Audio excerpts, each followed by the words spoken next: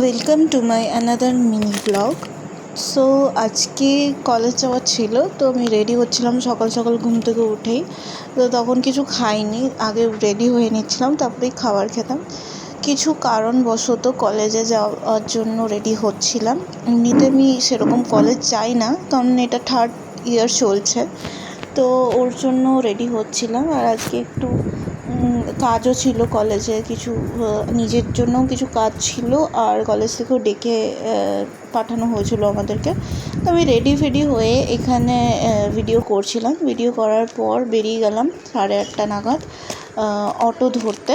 তো আমি হেঁটে হেঁটে, সেদিন খুব রোদ ছিল, তো হেঁটে হেঁটে যাচ্ছিলাম বাস স্ট্যান্ড অবধি।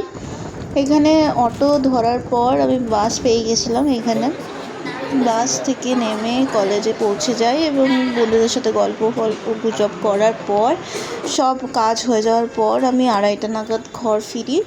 এখানে বাস ধরার জন্য আমি যাচ্ছিলাম, বাসে চেপে যাই এবং বাসে জার্নি করছিলাম তখনই দিদির ফোন এসছে যে তাড়াতাড়ি আসতে পার্লারে কিছু কাজের জন্য।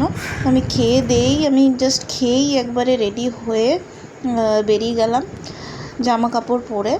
তো বেরিয়ে যাওয়ার পর আমি র্যাপিডো ধরেই যাচ্ছিলাম, যে দেখলাম দিদি আর দিদির দুজন স্টুডেন্ট এখানে কাজ করছিল। তো আমি দিদির সাথে গল্প করছিলাম।